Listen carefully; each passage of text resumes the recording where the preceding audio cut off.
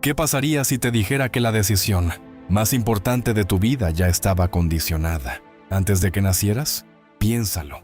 No elegiste tu genética, no elegiste tus padres, no elegiste el país donde naciste, no elegiste tu idioma, no elegiste la época que te tocó vivir. Y, sin embargo, todas esas cosas influyen en cada pensamiento, cada deseo y cada decisión que tomas. Ahora viene la pregunta inquietante.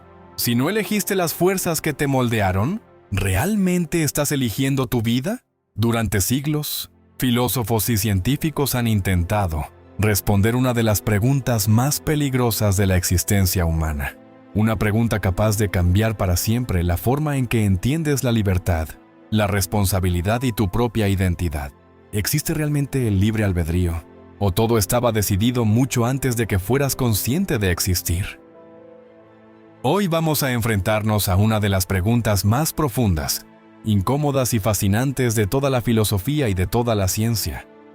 ¿Somos realmente libres para elegir o nuestras decisiones están determinadas por factores que escapan completamente a nuestro control?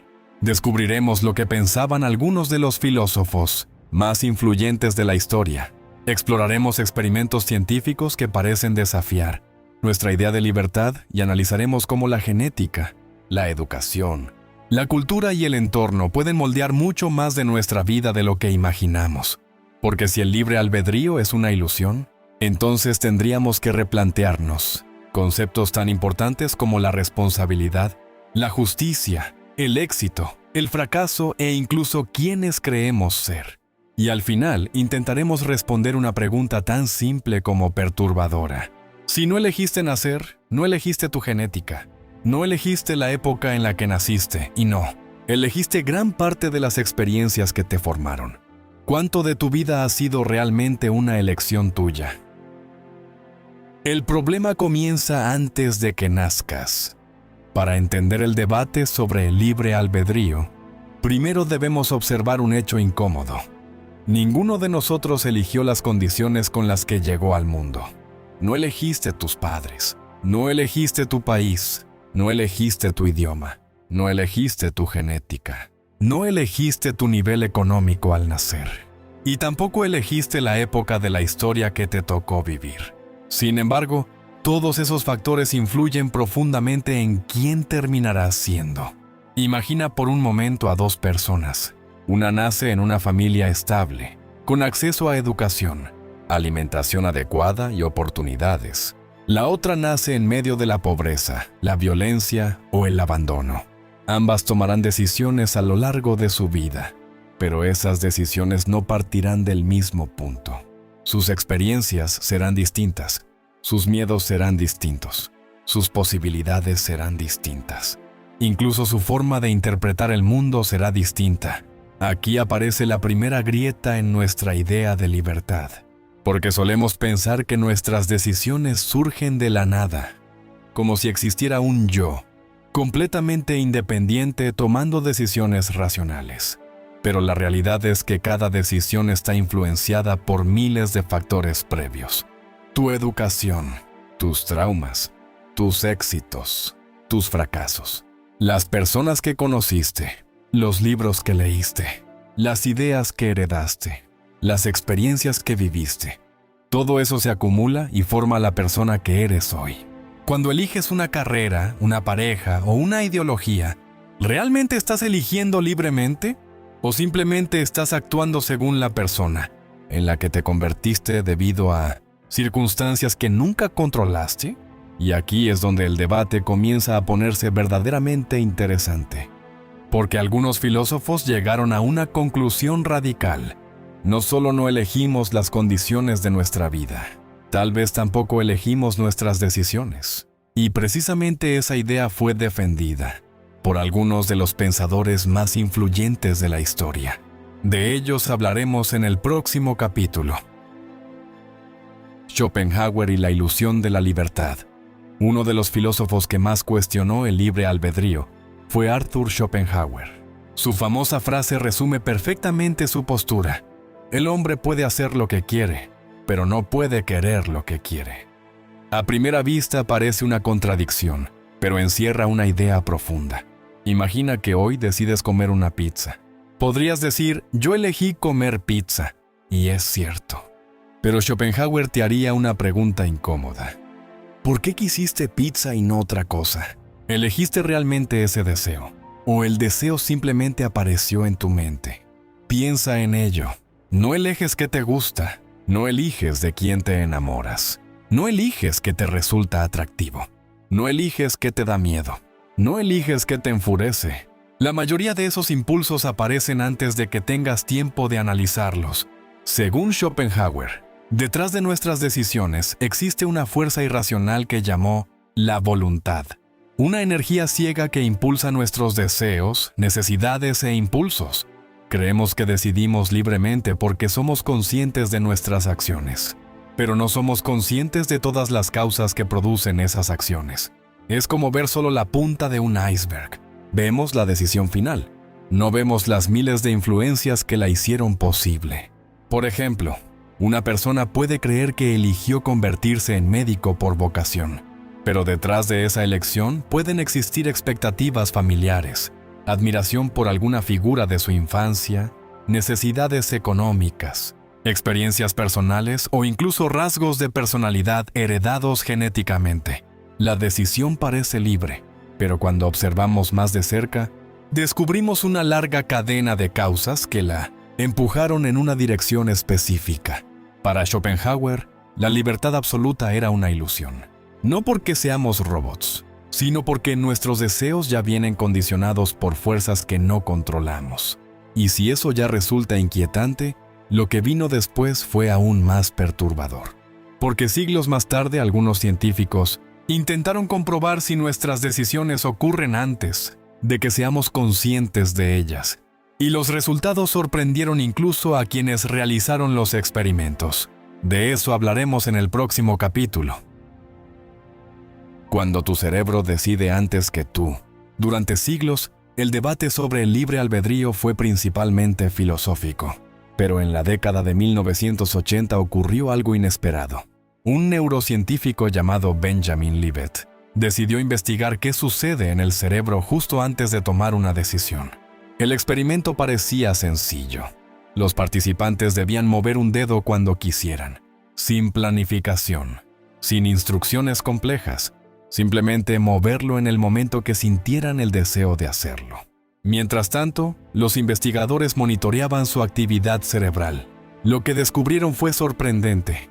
Antes de que las personas reportaran haber tomado la decisión consciente de mover el dedo, ya existía actividad cerebral relacionada con esa acción. En otras palabras, el cerebro parecía iniciar el proceso antes de que la persona fuera consciente de haber decidido. La diferencia era de apenas unos milisegundos, pero fue suficiente para encender una enorme controversia. Si el cerebro comienza a actuar antes de que aparezca la decisión consciente, ¿quién está tomando realmente la decisión? Muchos interpretaron estos resultados de forma radical. Según esta visión, la conciencia no sería la autora de nuestras decisiones, sería más bien una narradora, una especie de comentarista que llega después y se atribuye el mérito de algo que ya estaba ocurriendo. Imagina a un portavoz político anunciando una decisión después de que otros la tomaron. Eso sería la conciencia según esta interpretación. No el presidente, no el director, solo el portavoz. Sin embargo, el asunto no es tan simple. Otros científicos argumentan que los experimentos de Libet no prueban que el libre albedrío no exista. Después de todo, mover un dedo es una decisión extremadamente simple. No es lo mismo que elegir una profesión, casarte, tener hijos o cambiar de país. Además, Libet propuso algo interesante. Aunque el cerebro inicie ciertos procesos inconscientes, la conciencia podría conservar un poder importante: la capacidad de detener una acción. Es decir, quizás no elegimos todos los impulsos que aparecen en nuestra mente, pero sí podemos decidir cuáles permitimos que se conviertan en acciones. Y aquí el debate se vuelve aún más complejo. Porque ahora la pregunta ya no es si el cerebro influye en nuestras decisiones. Eso está fuera de discusión. La verdadera pregunta es cuánto control conservamos sobre esos impulsos. Y para responderla debemos analizar Otro factor que moldea nuestra vida desde el primer día, la genética. De eso hablaremos en el próximo capítulo. La genética, el guión que no escribiste. Supongamos que aceptamos que la educación influye en nuestras decisiones. Eso parece evidente, pero existe otro factor aún más profundo. Uno que comenzó a actuar mucho antes de que dieras tu primer paso. La genética. Cada persona nace con una combinación única de genes heredados de sus padres. Y aunque no determinan absolutamente todo, sí influyen en aspectos importantes de nuestra personalidad. La tendencia a la impulsividad, la sensibilidad al estrés, la facilidad para experimentar ansiedad, la búsqueda de riesgos, la capacidad de concentración, incluso ciertos rasgos relacionados con la sociabilidad o la introversión.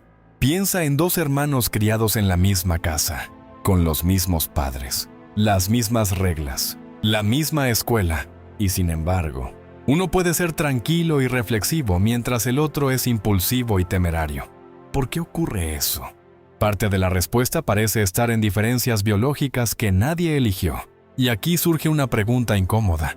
Si naciste con una predisposición genética hacia ciertos comportamientos, ¿hasta qué punto eres responsable de ellos? Por supuesto, tener una predisposición no significa estar condenado. Una persona con tendencia a la ira puede aprender a controlarse. Alguien con predisposición a la ansiedad puede desarrollar herramientas para manejarla. Pero incluso esa capacidad de adaptación depende en parte de factores que tampoco elegimos. La inteligencia, el entorno, la educación, las oportunidades, las experiencias vividas. Poco a poco empezamos a ver algo inquietante. La persona que eres hoy parece el resultado de una enorme red de causas biológicas y ambientales que comenzaron mucho antes de que fueras consciente de existir. Es como entrar a una obra de teatro cuando ya se ha escrito gran parte del guión.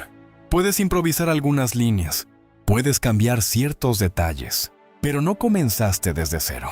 Y aquí aparece una de las grandes preguntas de la filosofía moderna. Si nuestras decisiones están influenciadas por la genética, la educación, la cultura, las experiencias y los procesos inconscientes del cerebro, ¿existe realmente alguien dentro de nosotros que sea completamente libre? O dicho de otra manera, cuando dices yo decidí, ¿quién es exactamente ese yo? Porque cuanto más intentamos encontrarlo, más difícil parece definir dónde termina la influencia del mundo y dónde comienza la libertad individual. Y precisamente esa pregunta llevó a algunos filósofos a una conclusión tan radical que sigue generando debate hasta nuestros días. De eso hablaremos en el próximo capítulo.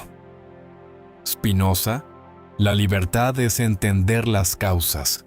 Si Schopenhauer cuestionó el libre albedrío, Baruch Spinoza fue todavía más lejos. Para él, la idea de una libertad absoluta era una ilusión. Según Spinoza, todo lo que ocurre en el universo tiene una causa. Cada pensamiento, cada emoción, cada decisión, cada acción, nada aparece de la nada. Todo forma parte de una inmensa cadena de causas y efectos. Entonces, ¿por qué sentimos que somos libres? Spinoza tenía una respuesta fascinante. Porque somos conscientes de nuestros deseos, pero ignoramos las causas que los producen. Imagina una piedra lanzada por el aire. Si esa piedra pudiera pensar, sería consciente de que se está moviendo.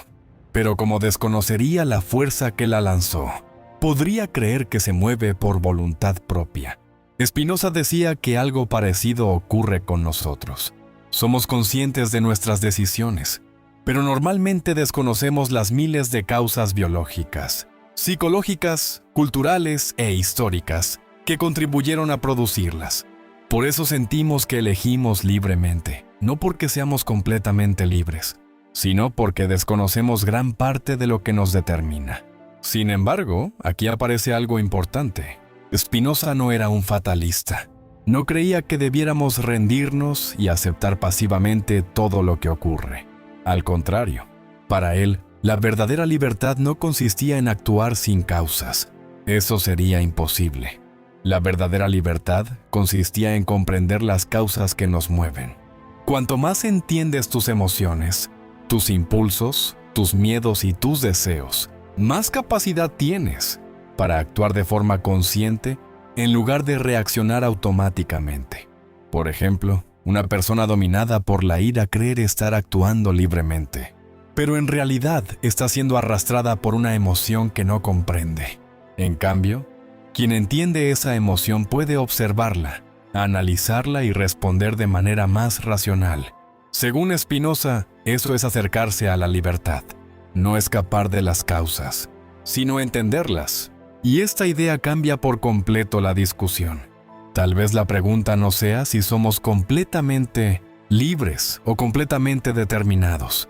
Tal vez la verdadera pregunta sea cuánto podemos comprender de nosotros mismos. Porque cuanto más nos conocemos, más margen parece existir entre el impulso y la acción. Y precisamente ahí es donde muchos filósofos modernos creen que podría esconderse la libertad humana. De eso hablaremos en el próximo capítulo. ¿Y si la libertad no fuera lo que creemos? Después de todo lo que hemos visto, podríamos sentirnos tentados a llegar a una conclusión extrema. O somos completamente libres, o somos simples máquinas biológicas siguiendo un programa. Pero muchos filósofos modernos consideran que ambas posiciones son demasiado simplistas. La realidad podría ser mucho más compleja. Pensemos en algo cotidiano. Cuando alguien te insulta, aparece un impulso inmediato.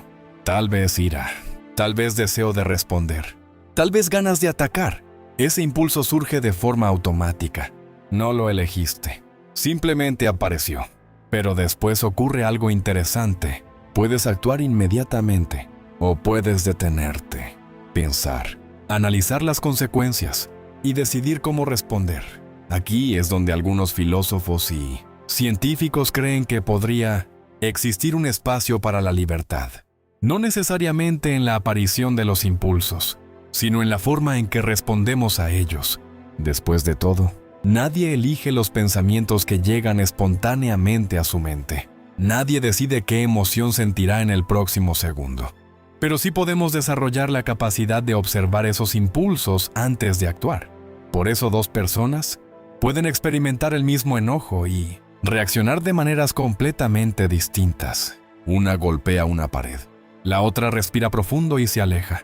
El impulso inicial fue parecido, la respuesta fue diferente, y esa diferencia puede construirse con educación, experiencia, reflexión y autocontrol. Quizá la libertad no sea un poder mágico para actuar sin causas. Quizás sea algo más modesto, más limitado, pero también más real. La capacidad de reflexionar sobre aquello que nos impulsa, la capacidad de cuestionar nuestros hábitos, la capacidad de desafiar nuestras propias creencias, la capacidad de decir no a un impulso que parece inevitable. Si esto es cierto, entonces la libertad no sería algo que poseemos automáticamente.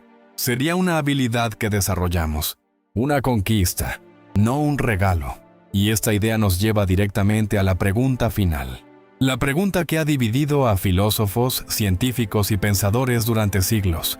Después de todo lo que sabemos sobre genética, cerebro, educación y entorno, ¿existe realmente el libre albedrío? ¿O la libertad es solo una historia que nos contamos para darle sentido a nuestras vidas? Intentaremos responderla en el próximo y último capítulo antes de la conclusión. Entonces, ¿existe realmente el libre albedrío? Hemos llegado al corazón del problema, y la respuesta honesta es que nadie lo sabe con absoluta certeza. Después de siglos de filosofía y décadas de investigación científica, el libre albedrío sigue siendo uno de los mayores misterios de la existencia humana. Por un lado, la evidencia parece mostrar que nuestras decisiones están profundamente influenciadas por factores que no elegimos. La genética, la educación, la cultura, las experiencias de la infancia, el entorno, los procesos inconscientes del cerebro. Todo ello participa en la construcción de lo que somos. La idea de un individuo completamente libre, capaz de decidir sin ninguna influencia previa, parece cada vez más difícil de defender. Pero tampoco parece correcto afirmar que somos simples marionetas biológicas, porque los seres humanos poseemos algo extraordinario: la capacidad de reflexionar sobre nosotros mismos.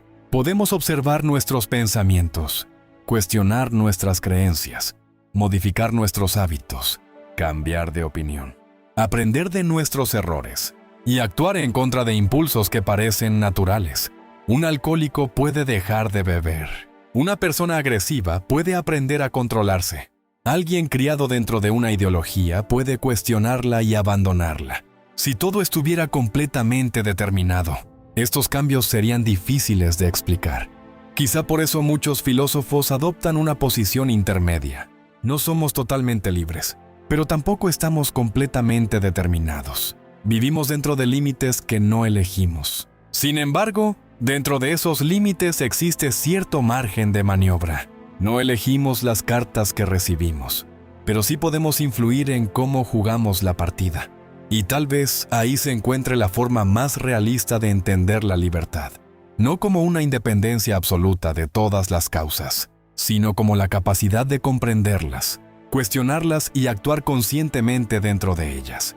Porque cuanto más inconsciente eres de las fuerzas que te controlan, menos libre pareces ser. Y cuanto más las entiendes, más posibilidades tienes de dirigir tu vida. Pero incluso esa respuesta deja abierta una última pregunta. Una pregunta que probablemente seguirá acompañando a la humanidad durante siglos. Cuando tomas una decisión importante, ¿eres realmente tú quien elige? ¿O eres el resultado inevitable de todo lo que ocurrió antes? Esa pregunta quizá nunca tenga una respuesta definitiva, y precisamente por eso sigue siendo una de las cuestiones más fascinantes de toda la filosofía. La pregunta que cambia todo. Tal vez, después de escuchar este video, sigas creyendo en el libre albedrío. Tal vez pienses que somos libres, o tal vez llegaste a la conclusión contraria. Pero hay algo mucho más importante que elegir un bando en este debate, y es comprender lo que esta discusión revela sobre nosotros. Porque independientemente de cuál sea la respuesta final, una cosa parece clara: somos mucho menos dueños de nosotros mismos de lo que solemos imaginar. Gran parte de lo que pensamos, gran parte de lo que sentimos, gran parte de lo que deseamos, tiene raíces que se hunden profundamente en nuestra biología, nuestra historia personal y nuestro entorno. Y eso debería hacernos más humildes, más comprensivos, más conscientes de nuestras propias limitaciones. Quizás la persona que juzgas por haber fracasado recibió cartas mucho más difíciles que las tuyas. Quizás la persona que admiras por su éxito tuvo ventajas invisibles que nunca viste. Quizás muchas de las diferencias que separan a los seres humanos no nacen únicamente del mérito o del esfuerzo, sino también de circunstancias que nadie eligió. Pero aquí aparece algo extraordinario: la capacidad de reflexionar sobre todo esto, la capacidad de cuestionarnos, la capacidad de examinar nuestras creencias, la capacidad de cambiar, porque aunque no podamos controlar todas las causas que nos moldean, sí podemos intentar comprenderlas. Y tal vez esa búsqueda de comprensión sea una forma de libertad más profunda que la idea tradicional del libre albedrío. Quizás la verdadera libertad no consiste en escapar de todas las influencias. Quizás consiste en reconocerlas, observarlas y decidir conscientemente cuáles merecen seguir guiando nuestra vida. Porque una persona que nunca cuestiona sus impulsos puede sentirse libre, mientras obedece fuerzas que ni siquiera comprende. Mientras que una persona que examina sus pensamientos, sus emociones y sus creencias, puede acercarse cada vez más a conocerse a sí misma. Y quizá ahí se encuentre la paradoja final. Cuanto más descubres todo lo que te condiciona, más posibilidades tienes de dejar de ser esclavo de ello. Y tal vez, después de todo, esa sea la forma más humana de libertad. En el próximo capítulo cerraremos esta reflexión y veremos por qué esta pregunta sigue siendo tan importante para cada uno de nosotros.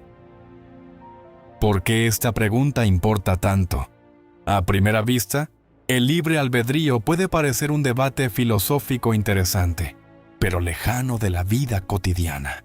Sin embargo, pocas preguntas tienen consecuencias tan profundas, porque de su respuesta dependen muchas de las ideas sobre las que construimos nuestra sociedad: la justicia, la responsabilidad, la educación, la moral, el castigo, la recompensa, incluso la forma en que nos juzgamos a nosotros mismos.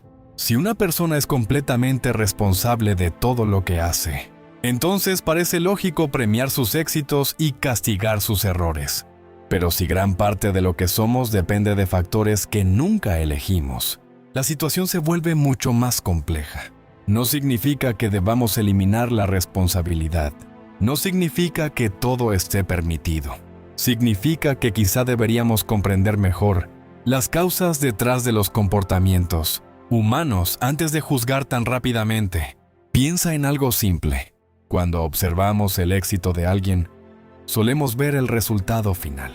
Vemos al empresario exitoso, al atleta campeón, al estudiante brillante. Pero rara vez vemos la genética que heredó, la familia que tuvo, la educación que recibió o las oportunidades que encontró en el camino.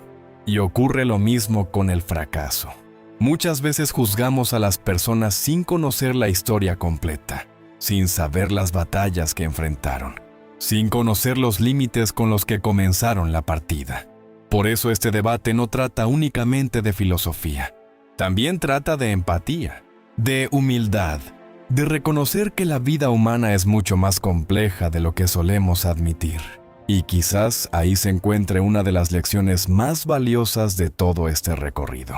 No sabemos con certeza cuánta libertad tenemos, pero sí sabemos que todos estamos condicionados por fuerzas que muchas veces ni siquiera comprendemos. Y entender eso puede hacernos menos arrogantes cuando triunfamos y menos crueles cuando juzgamos a los demás, porque detrás de cada decisión existe una historia.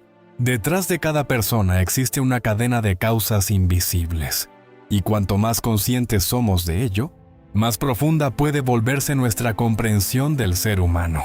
Ahora sí, hemos llegado al final de este viaje, y en la conclusión reuniremos todas las piezas para responder la gran pregunta que nos ha acompañado desde el principio. El veredicto, una libertad imperfecta. Después de recorrer la filosofía, la psicología y la neurociencia, quizá esperabas una respuesta definitiva, un sí o un no. Pero la realidad parece resistirse a las respuestas simples. No somos completamente libres, y tampoco parecemos estar completamente determinados. Nacemos dentro de circunstancias que no elegimos. Heredamos una genética que no diseñamos. Somos moldeados por una familia que no escogimos. Vivimos en una cultura que ya existía antes de nosotros. Y nuestro cerebro realiza procesos de los que ni siquiera somos conscientes. Todo eso es cierto. Pero también es cierto que los seres humanos poseen una capacidad extraordinaria. La capacidad de observarse a sí mismos, de cuestionar sus propios pensamientos, de desafiar hábitos arraigados, de cambiar de opinión, de transformar su forma de vivir. Quizá nunca seamos autores absolutos de nuestra historia, pero tampoco somos simples espectadores. Somos algo intermedio, seres condicionados, que pueden llegar a comprender parte de aquello que los condiciona. Y tal vez ahí se encuentre la forma más realista de libertad, no en hacer cualquier cosa que deseemos, sino en comprender por qué deseamos lo que deseamos. Porque una persona dominada por impulsos, que no entiende difícilmente puede llamarse libre. Pero una persona que examina sus creencias, analiza sus emociones y cuestiona sus propias certezas, posee algo que se acerca mucho más a la libertad. Por eso la pregunta del libre albedrío sigue siendo tan importante, no porque podamos resolverla definitivamente, sino porque nos obliga a mirar hacia adentro, a preguntarnos quiénes somos, por qué pensamos como pensamos, y cuánto de nuestra vida estamos viviendo conscientemente. Quizá nunca descubramos si existe una libertad absoluta, pero sí podemos aspirar a algo más valioso, una vida más consciente, más reflexiva y menos gobernada por fuerzas que jamás nos hemos detenido a examinar. Como dijo Schopenhauer, el hombre puede hacer lo que quiere, pero no puede querer lo que quiere. Y tal vez la tarea de toda una vida consista precisamente en comprender quién es ese yo que creen estar eligiendo. Hemos llegado al final. Si este video te hizo cuestionar algo que siempre habías dado por sentado, Compártelo con alguien que disfrute estas reflexiones. Y no olvides suscribirte a YouTube y seguir todas nuestras redes sociales Vivencias, donde cada día exploramos las ideas más profundas, incómodas y fascinantes sobre la condición humana. Porque pensar diferente duele, incomoda, pero es la única forma de ser libre. Esto es Vivencias. Hemos llegado al final de una de las preguntas más antiguas, profundas y desconcertantes de la historia humana. ¿Existe realmente el libre albedrío? La verdad es que nadie tiene una respuesta definitiva. La filosofía no ha logrado resolverlo. La ciencia tampoco. Y quizás nunca lo hagamos. Pero a lo largo de este recorrido descubrimos algo importante. No elegimos nacer. No elegimos nuestra genética. No elegimos nuestra familia. No elegimos gran parte de las experiencias que nos moldearon. Sin embargo, también vimos que los seres humanos poseen una capacidad extraordinaria. La capacidad de observarse a sí mismos, de cuestionar sus creencias, de desafiar sus impulsos, de cambiar. Y tal vez ahí se encuentre la lección más valiosa de todo este debate. Quizás la libertad no sea un poder absoluto. Quizás no sea la capacidad de actuar sin causas ni influencias.